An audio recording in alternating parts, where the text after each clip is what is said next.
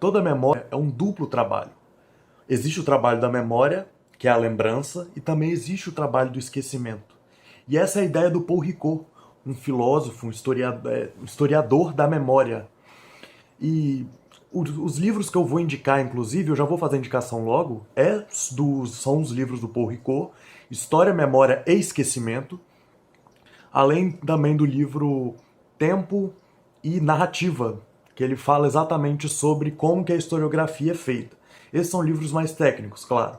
Isso, o livro de história, que conta a história chilena, Ditadura e Repressão, o livro O que é isso, companheiro, do Fernando Gabeira, brasileiro, que ele estava lá no Chile na época da ditadura, e um filme da Emma Watson, que faz a Hermione no Harry Potter, que é um filme de romance misturado, é um romance político, né?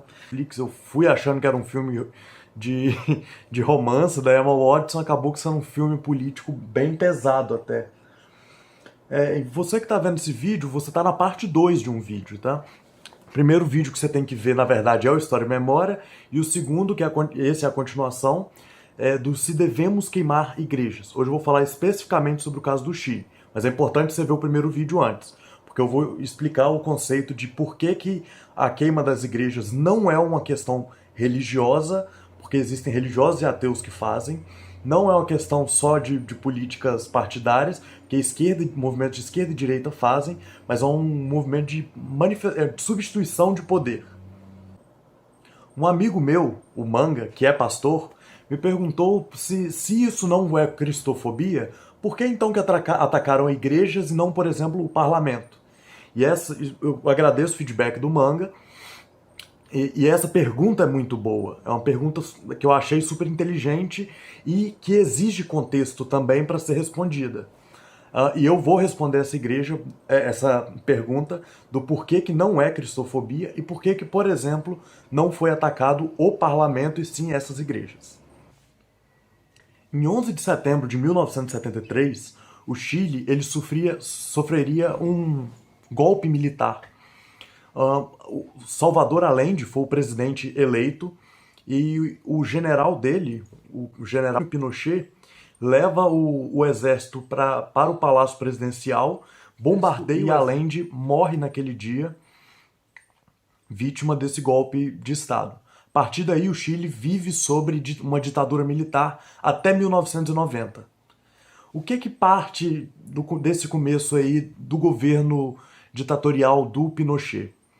Ele primeiro vira o chefe máximo daquele estado e ele implanta economicamente um pensamento econômico completamente ao contrário do que o Allende, que era socialista, fazia, que era o pensamento liberal, de um estado menos presente e do mercado, principalmente exterior, mais presente dentro do Chile.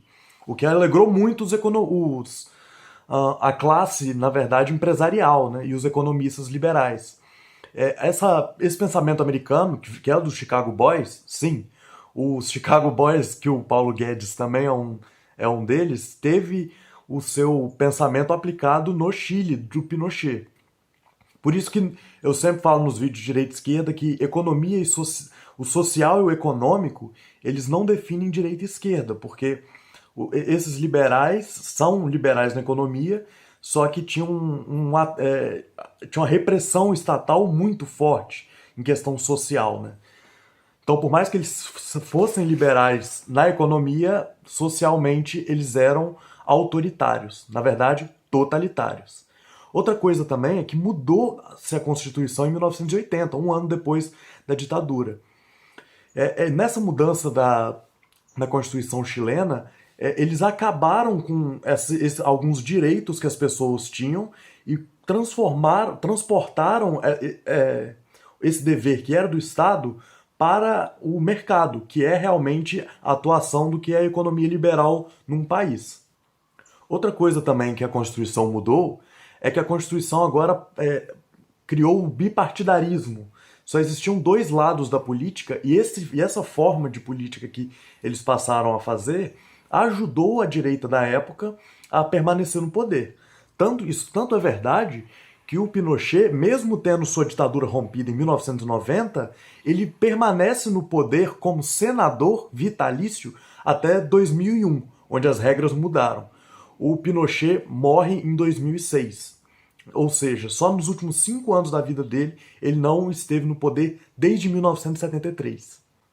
Ao todo, o regime deixou mais de 40 mil mortos, 200 mil pessoas foram forçadas ao exílio e milhares de pessoas foram torturadas.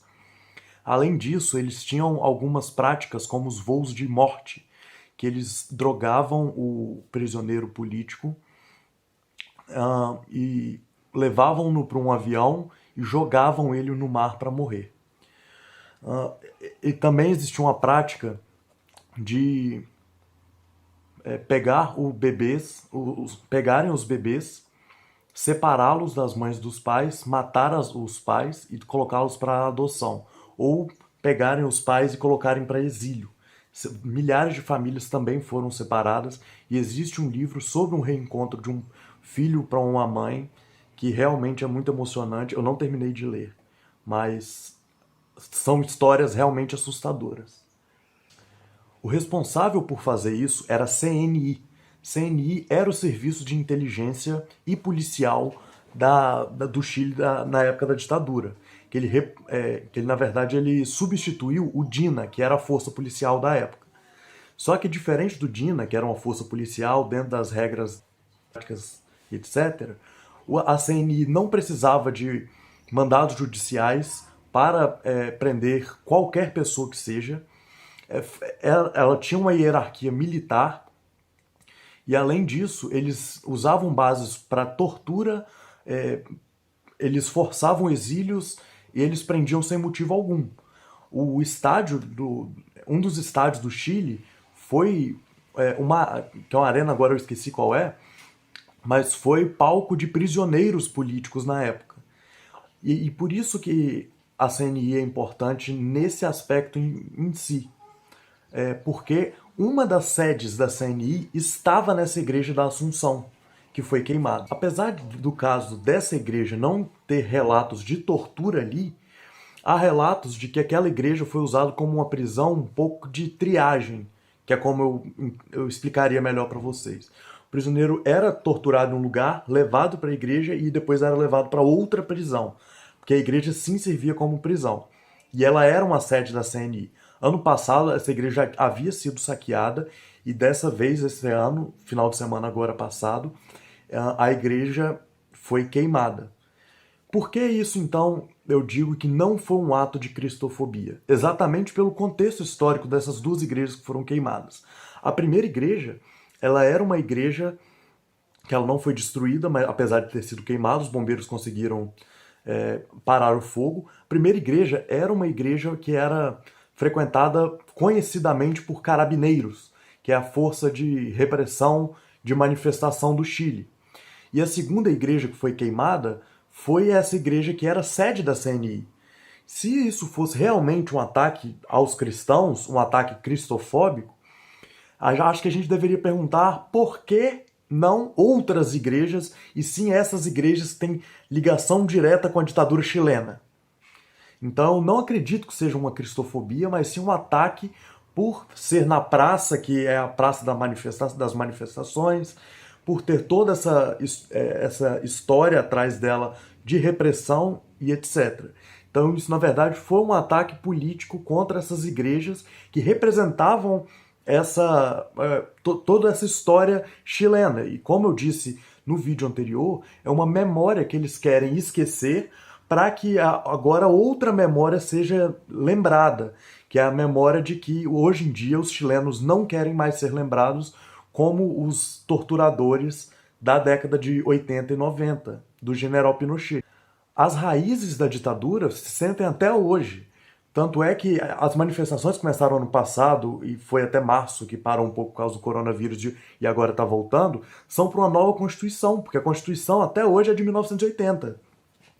E esse final de semana agora, sábado e domingo, vão ter plebiscito para saber se o povo quer uma nova Constituição, que é a primeira pergunta, se quer ou não a nova Constituição, tudo indica que vai ter uma nova Constituição.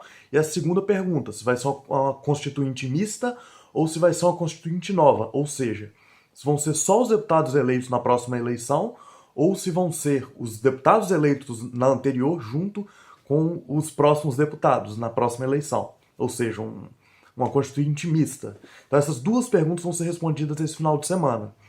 Esses atos são para exatamente mostrar que eles não querem mais a tradição anterior da ditadura. Essa ditadura liberal trouxe, claro, muitas questões econômicas positivas para o Chile, mas também trouxe muitas questões negativas para o Chile. As pessoas mais jovens, elas reclamam, por exemplo, sobre transporte público e também o alto custo de vida, que são a maior preocupação dos jovens, e também os idosos reclamam de não ter saúde pública e não ter aposentadoria. Então, são dois grupos bem fortes, são tanto os jovens quanto os idosos, que estão nesses protestos e que a gente vai ver o resultado agora, depois desse fim de semana. Então, respondendo a pergunta do Manga que eu fiz lá no começo, eles não atacam o parlamento e atacaram essas igrejas por isso. O parlamento, ele representa, na verdade, a mudança que eles querem. E essas igrejas específicas, elas representam o passado que eles não querem mais. Tanto é que, se fosse realmente cristofobia, outras igrejas teriam sido atacadas. E as duas têm uma história bem comum. Então, isso, na verdade, foi uma simbologia. E ali se torna uma nova história dos movimentos políticos, né? Então, as indicações de livro eu já deixei aqui, então leiam, porque a mente precisa de livros, assim como a espada precisa da pedra para ser bem afiada.